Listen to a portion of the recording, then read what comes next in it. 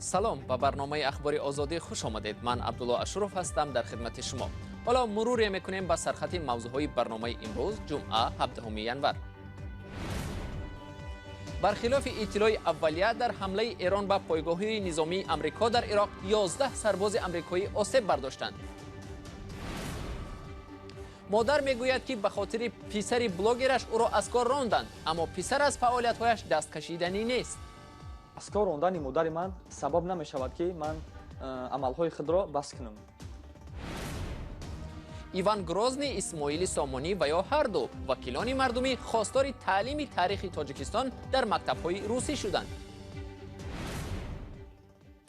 دادگاه کنستیتوسیونی تاجیکستان شکایت حزب سوسیال دموکراتی تاجیکستان را نپذیرفت.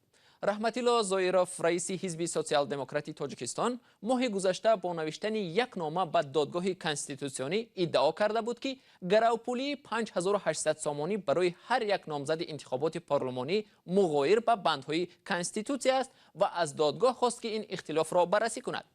اما دادگاه شکایت رئیس حزب را رد نموده بررسی نکرد.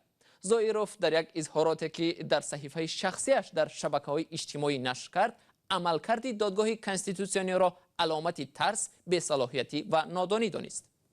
در اساس مثال ماده 49 اینا به خلاصه آمدند که درخواست در عموم درخواست حزب سوسیال دموکرات تاجیکستان با ماده 41 قانون کنستیتوسیونی جمهوری تاجیکستان درباره سود کنستیتوسیونی مطابقت نمی کند و از روی که مطابقت نمی کند باید به استحصال گرفتن درخواست ما به استحصالات سود کنستیتوسیونی رد کرده شود و غیر از این به یک چیز کردند که تعیینات قطعی و دیگر در بالای این تعیینات شکایت کردن غیر امکان است که این چیزا نوشتند.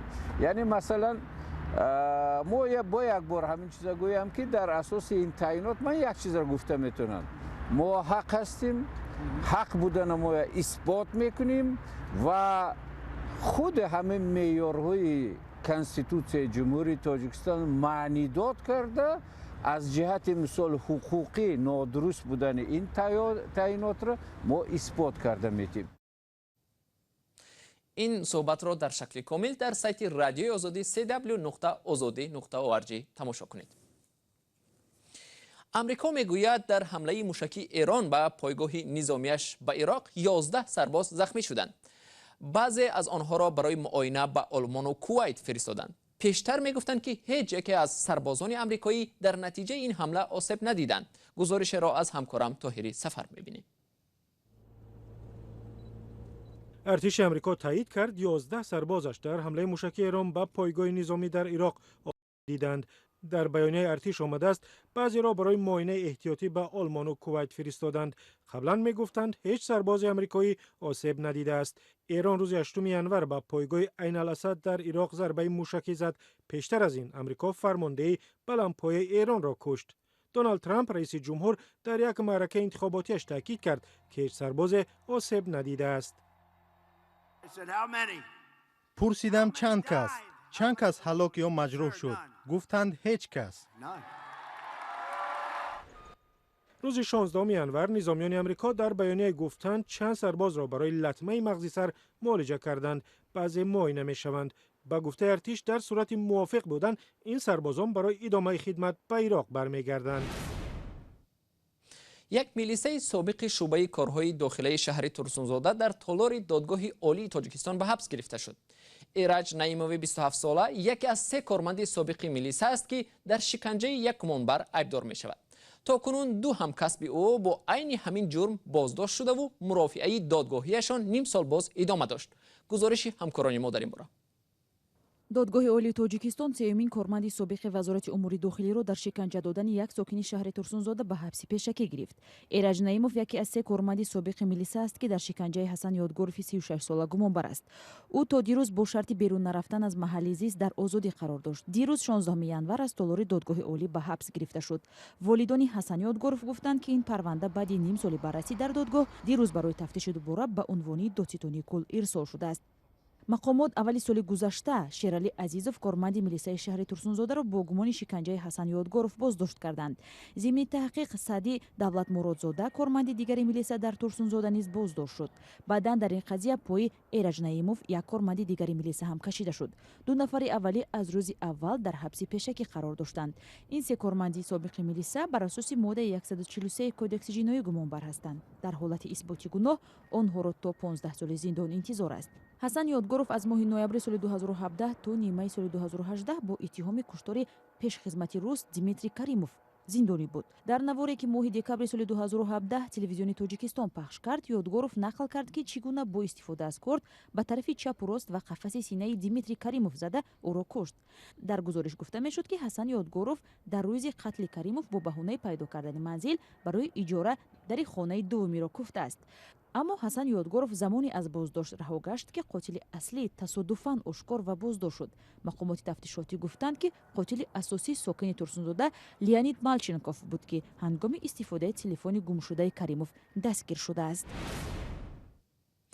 лоиқ раҷабов варзишгари тоҷики ахиран дар муҳорибаи бидуни қоида дар шаҳри Нью-Йорк аз сӯи рақибаш Натан Шулте варзишгари бразилӣ ноком шуд, ба душанбе бозгашт.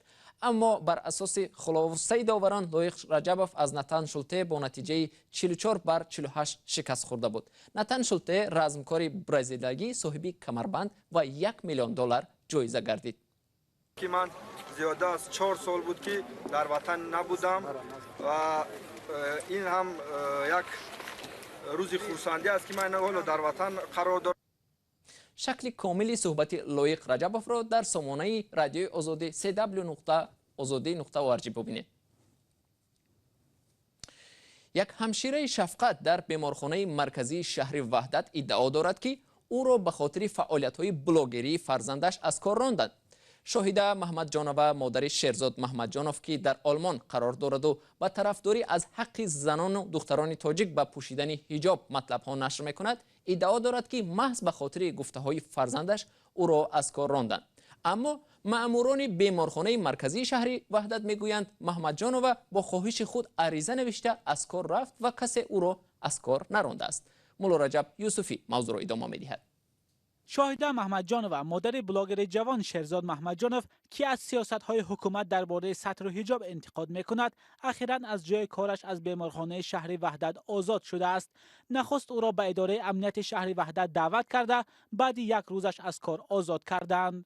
با امنیت شهر وحدت گفتن که نام فامیل پسرتون چی؟ گفتم که خیلی محمد جان شیرزاد. با کجا گفتم آلمان با خیلی سوالو با که پسرتون آوردنتون در کار گپ میزنید گپ زنید که بیا ما گفتم دویم گپ میزنم دویم گپ میگم که خیلی بیا خیلی خوندنم تمام شود و شود ما گفت که باید با پسرتون مقابل دولت گپ میزنن دستگاه زنگ زدگی کمیته دین زنگ زده کمیته کار با زنان زنگ زدگی. این مادر میگوید برگشتن پسرش را در شرایط فعلی نمیخواهد چون قبلا به او هشدار دادند که در صورت بازگشت فرزندش را زندانی میکنند. سردختر بیمارخانه مرکزی شهر وحدت او را به اتاق کارش دعوت کرده طلب نموده است که عریضه از کار رفتنش را نویسد. بعد در اومدم پیش سردختر گفت وی گفتم دایت یا گفت почему так он о тебе не думал? Мама говорит, а что случилось? Бак говорит, писарат мухабили вай давлат гап мезанад. Мама говорит, хай чандин бор вай фаҳмондам писарма чандин сол шуд мефаҳмонам хай вай кун кори худа так кун вай кун дахолат нашун дахолат дор нашав вай накун хай чи хай بعدم خیلی کمتر وای کرد و خیلی زیاد نیستودم در وای اتاقش گفت که وای тебя будем увольнять گفتم как گفت که вот так. اما در بیمارخانه مرکزی شهر وحدت گفته های شاهده محمد جانوه را به اساس میدانند. اشتگاه با خواهش خودم که فشار میارن نه محض دروغ است. ما یادش که فشار نیاورده و یا با خواهش خودشون اشتگاه نریزاره من مثال نه به شما پیشنهاد کردم. برکناری شاهده محمد جان و بحث تنده را در شبکه‌های اجتماعی به میان آورد که مقامات از خویشاوندان منتقدان در خارج همچون وسیله فشار استفاده میکنند، ادعایی که مقامات آن را رد کردند. аз кор рондани модари ман сабаб намешавад ки ман амалҳои худро бас кунам. ҳукумати ҷумҳурии тоҷикистон як роҳ дорад имрӯз дискриминатсияи диниро дар ҷумҳурии тоҷикистон бас кунанд. рейтҳо нисбати заноне ки ҳиҷоб ба сар мекунанд нашаванд ва рейтҳо нашаванд ва ҳатто ҷаримаҳо накунанд шахсҳоеро мардҳоеро ки имрӯз дар дохили кишвар ришҳои суннатӣ мемонанд. شاهده محمد جانو با تجربه 20 سال همشیرگی اکنون بیکار و از 472 سامانه معاش محروم است. به خاطر پسرش از کار رانده شدن را نادرست می‌داند، چون به گفته محمد جانو پسرش شخص برکمال و آزاده است. وکیلان مجلس نمایندگان سازشنامه میان تاجیکستان و روسیه را تصویب کردند که موافق آن در کشور 5 مکتب روسی ساخته می شود. خرج ساختمان و مواد تعلیمی این مکتب ها بر دوش روسیه است. در همین حال بعضی از وکیلان تاجیک از مسئولان وزارت معارف خواستند که در این مکتب ها تنها تاریخ روسیه نه بلکه تاریخ تاجیکستان هم تعلیم داده شود. حالا در تاجیکستان بیش از 200 مکتب روس زبان فعال است که از این در 32 مکتب تعلیم تنها با زبان روسی صورت میگیرد. تفصیلات این موضوع در گزارش همکارانم علیشیر ظریفی و شهلای عبدالله. وکیلان پارلمان تاجیکستان سازشنامه‌ای را درباره ساختمان 5 مکتب روسی در کشور قبول کردند. این سند پیشتر بین حکومت تاجیکستان و روسیه به امضا رسیده بود، اما بعضی از وکیلان تاجیک روز 15 ژانویه حین قبول این سازشنامه گفتند در این مکتب‌ها نه فقط تاریخ روسیه بلکه تاریخ تاجیکستان هم آموزش داده شود.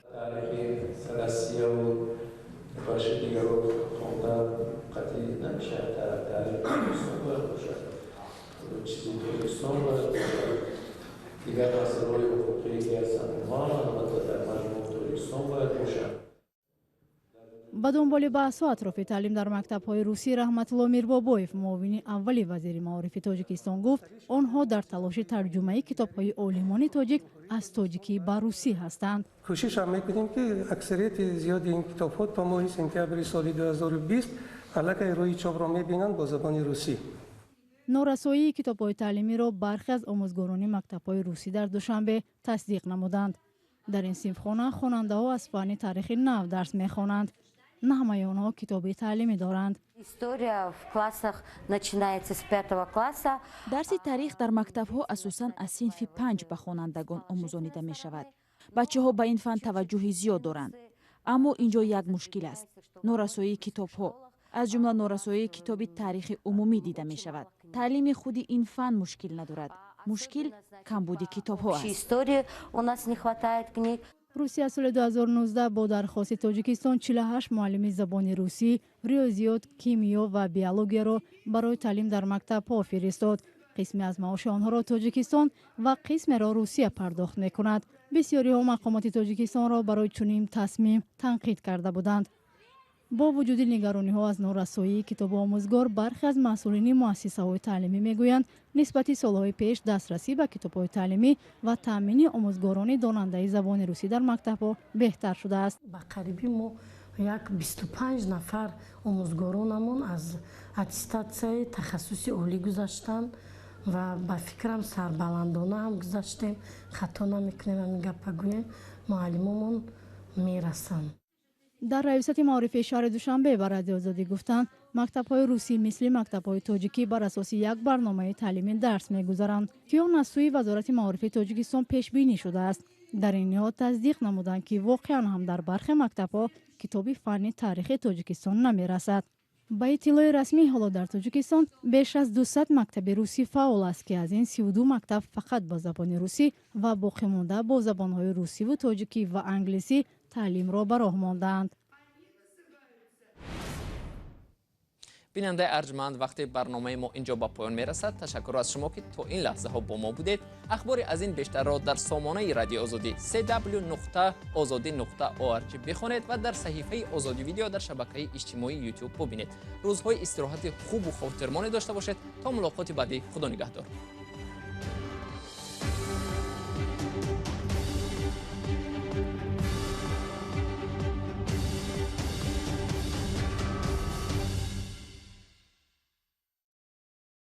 Liberty.